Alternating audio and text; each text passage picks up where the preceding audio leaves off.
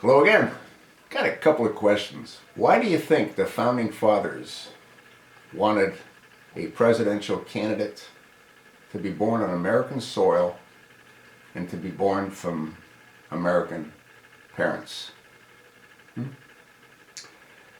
This might help you get a better appreciation of why they felt that was so important. Let's say that someone comes here from Saudi Arabia, a man and a woman, a husband and a wife. Let's say while they're in America, they have a offspring. And that offspring, because of the idiotic laws we have here, is automatically considered an American citizen. But they're not natural born for the reasons that I've already stated, which is their parents weren't from the soil.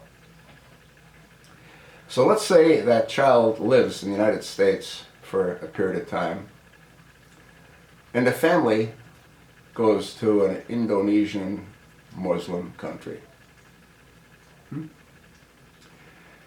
And let's say that during that child's stay in a Muslim country, he becomes somewhat radicalized. And then he comes back to the United States and he runs for the Oval Office. Does that not give you a scenario of what actually took place back in 2008? And again, this wasn't intended to do that. I'm just trying to help people understand what happens when that happens. And we saw what happens based on what Obama's done to this country. Now, take for example the senator from Florida. Now, his parents, I don't believe, were radicalized. They were Cubans. They must have had certain communist beliefs. They could have had communist beliefs before they came here. And they might have instilled some of those into their offspring, who again was born in the United States. But neither parent was an American citizen. He's not natural born. And the simple fact that this farce is allowed to continue shows me, it should show you what's wrong with our whole system. In Obama's case, his father was a Muslim, according to what he himself has said, a Sunni Muslim. Obama spent his youth, a number of years, in Indonesia, where I believe he was radicalized. And again, look what he's done to this country.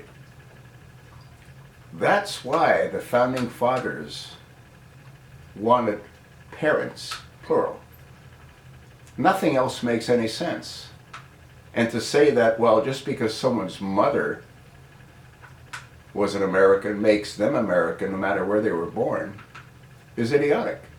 If that's even remotely true, why was it so important to try to prove that McCain, when he ran for president, was born on a military base in the Panama Canal Zone? Why did we go through months and months and months of Obama's false birth certificate to try to prove that he was born on American soil if it doesn't matter where they're born? You can't have it both ways, can you? And that again is why the founding fathers had the foresight and the vision to understand the significance and the importance of being born on the soil of parents from the soil. It's really that simple. And it just amazes me how we continue to avoid looking at the obvious. Ted Cruz is a Canadian.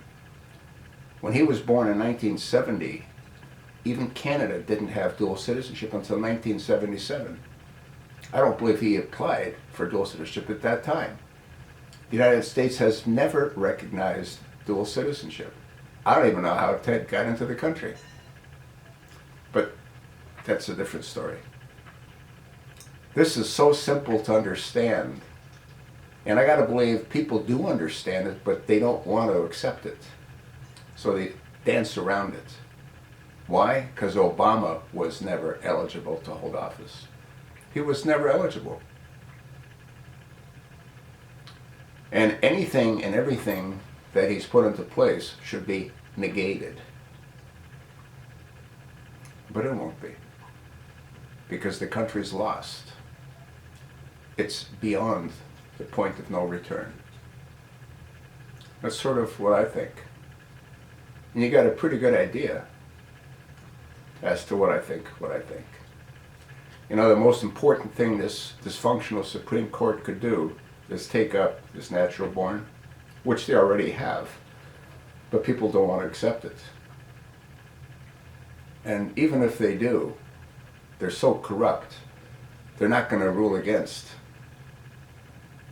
the chosen one, which means they're not going to rule against Ted Cruz or even possibly Marco Rubio. But Marco Rubio and Ted Cruz are so obviously not natural born, it's disgusting that this farce of an election continues.